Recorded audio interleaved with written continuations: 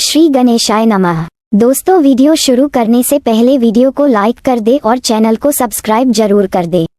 Story name is Mary Sanak and this story is begin from chapter 208 and guys don't forget to share your reviews and put on your earphones before starting the video for better experience।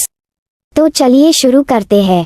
अब तक आप लोगों ने पढ़ा, साथ के साथ मोक्ष के मन में ये ख्याल भी आ रहा था कि अचानक से ऐसा क्या हो गया जो स्नेहा को पैनिक अटैक आ गया। स्नेहा तो उसी के साथ शादी को एंजॉय कर रही थी, लेकिन अचानक से ऐसा क्या हुआ कि स्नेहा की ऐसी हालत हो गई। दूसरी तरफ अंजलि की शादी बहुत अच्छे से हो जाती है और मोक्ष इधर स्नेह के साथ स्नेह के कमरे में ही रहता है। मन्नत अपने सर में दर्द का बहाना करके प्रेम के साथ जल्दी से वहां से वापस घर के लिए निकल जाती है। अब आगे मन्नत और प्रेम के कपड़े बिस्तर के इधर उधर पड़े हुए थे। मन्नत इस वक्त ब्लैक कलर की ब्रा और पैंटी पहने लेटी हुई थी और प्रेम ने सिर्फ अपने बॉक्सर पहन रखे थे। प्रेम मन्नत के पेट पर अपना सर रखकर लेटा हुआ था। दोनों की हालत देखकर बताया जा सकता था कि कुछ देर पहले कमरे में क्या हुआ होगा। वैसे तो आज मन्नत का बिल्कुल भी इंटीमेट होने का मन नहीं था, लेकिन प्रेम को तो जैसे मन्नत की आदत लग चुकी है। प्रेम हर रोज रात सोने से पहले मन्नत के साथ इंटीमेट होता था और तभी प्रेम को एक सुकून वाली नींद आती थी। अंश और वंश नैना और विजय के साथ उनके कमरे में सो रहे थे। इंटीमेट होने के बाद प्रेम तो गहरी नींद में सो गया था, लेकिन मन्नत को आज नींद नहीं आ रही थी। मन्नत अपने कॉलेज के दिनों में उन पलों को याद करती है जब मन्नत पहली बार मोक्ष से मिली थी 8 साल पहले। बेशक प्रेम मन्नत की तरफ आंख उठाकर नहीं देखा था, लेकिन मन्नत से जुड़े सारे डिसीजन प्रेम ही लेता था। मन्नत ने अपना स्कूल पास किया था और तभी मन्नत की शादी हो गई थी। मन्नत को अपनी कॉलेज की पढ़ाई करनी थी और मन्नत ने अपनी कॉलेज की पढ़ाई के बारे में प्रेम के पिता यानी अमरजीत जी से बात करी थी, तो उन्होंने ही प्रेम से मन्नत की कॉलेज की पढ़ाई के बारे में बात करी थी और प्रेम ने भी मन्नत को कॉलेज की पढ़ाई करने की परमिशन दे दी थी।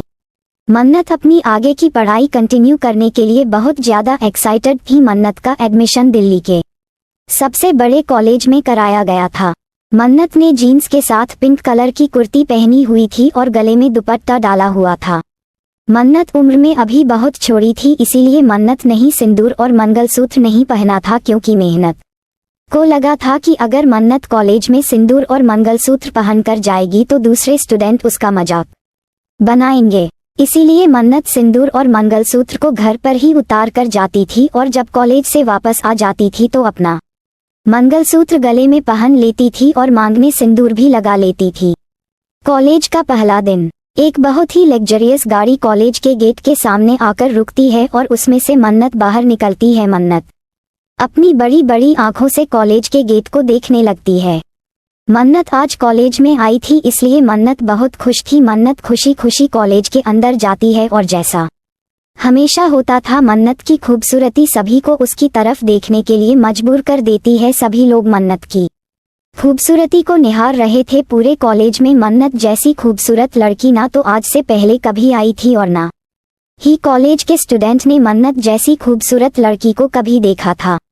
जहां एक तरफ लड़के मन्नत की खूबसूरती को देखकर अपना दिल हार बैठे थे, तो वही कॉलेज की लड़कियां मन्नत की खूबसूरती से जल बुनकर राख हो गई थी और कुछ सीनियर लड़के लड़कियां मन्नत को ही देख रहे थे। मन्नत को देखकर साफ पता चल रहा था कि मन्नत फ्रेशर है और आज मन्नत का कॉलेज में पहला दिन है, क्योंकि मन्नत जैसी खूबसूरत लड़की को आज से पहले कॉलेज में कभी नहीं देखा गया था। इसीलिए कुछ सीनियर लड़के और लड़कियां मन्नत का रास्ता रोक लेती हैं। 2 लड़कियां मन्नत के चारों तरफ घूमते हुए मन्नत को ऊपर से नीचे तक देखी है और फिर मन्नत को बोलते हैं, कॉलेज में पहला दिन फ्रेशर हो। और मन्नत अपनी मासूमियत में खुश होकर कहती है, जी हाँ, आज मेरा कॉलेज में पहला दिन है। मेरा नाम मन्नत भारद्वाज है, फर्स्ट ईयर स्टूडेंट। आप लोग कौन हैं? एक लड़का जो मन्नत की खूबसूरती में खो गया था और मन्नत की प्यारी आवाज सुनकर तो जैसे उसके कानों में मिश्री भूल गई थी। लेकिन तभी दूसरा लड़का उसे लड़के के कंधे पर हाथ रखता है तो लड़का अपने ख्याल से बाहर आता है। लड़का कहता है, हम तुम्हारे सीनियर हैं और हमें सर का कर बुलाना। क्या कहकर बुलाना है तुम्हें? मन्नत अपनी मासूम आवाज में कहती है, सर का कर बुलाना है। और फिर एक लड़की मन्नत से कहती है, और अपने सीनियर की सारी बातें माननी है। आपका सीनियर तुमसे जो भी रहेगा तुम्हें बिना कोई सवाल जवाब किए अपने सीनियर्स की सभी बातें माननी पड़ेगी। अब अपने कॉलेज के गेट की तरफ देखो, वहां से जो भी पहला लड़का आएगा तुम्हें उसे लड़के को जाकर ये वाला गुलाब का फूल देना है और उसे प्रपोज करना है। और प्रपोज कैसे करना है बाकायदा अपने घुटनों पर बैठकर समझी। लड़की की बात सुनकर मन्नत की आंखें हैरानी से बड़ी हो जाती है और मन्नत अपनी गर्दन नामे हिलाते हुए कहती है, नहीं हम ऐसा नहीं कर सकते, हमसे यह नहीं होगा, हमने अब से पहले भी किसी को ऐसे प्रपोज नहीं किया है, हम ऐसा नहीं कर सकते। दूसरी लड़की गुस्से में मन्नत को घूरकर देखती है और फिर कहती है, तुम अपने सीनियर्स को मना करोगी, जानती भी हो अपने सीनियर को मना करने का अंजाम क्या होगा, पूरा साल तुम्हें कॉलेज में काटना हम बाहरी कर देंगे, हम तुम्हारी ऐसी हालत करेंगे कि तुम सोच भी नहीं सकती, इसीलिए समझ रही हूँ जैसा बोल रहे हैं वैसा करो। अब मन्नत उन लोगों की बात मानते हुए दरवाजे की तरफ गुलाब का फूल अपने हाथ में लेकर बढ़ जाती है। मन्नत अपने हाथ में गुलाब का फूल लिए किसी लड़के के आने का इंतजार कर रही थी कि तभी एक स्पोर्ट्स कार कॉलेज के गेट से अंदर आती है और उसमें से एक 6'2" हाइट का लंबा चौड़ा बहुत ही हैंडसम लड़का बाहर आता है। और ये लड़का कोई और नहीं बल्कि मोक्ष था। कॉलेज के सभी लड़कियों का ध्यान मोक्ष पर ही था। सभी लड़कियां मोक्ष को आहें भर कर अपनी लस्ट भरी नजरों से देख रही थी। मन्नत भी मोक्ष को देखते हुए अपने मन में कहती है, हैंडसम तो बहुत है ये लड़का, लेकिन मेरे पतिदेव के बराबर नहीं, मेरे पतिदेव इस लड़के से ज्यादा हैंडसम है। लेकिन चल मन्नत, तुझे इसी लड़के को प्रपोज करना है। अब अपनी कमर को कस ले और एक गहरी सांस लेकर खुद को शांत कर। मन्नत गहरी सांस लेकर खुद को शांत करती है और खुद को हिम्मत दिलाते हुए मोक्ष के सामने जाती है और अपने घुटनों के बल बैठ जाती है और रोज को उसके आगे कर देती है।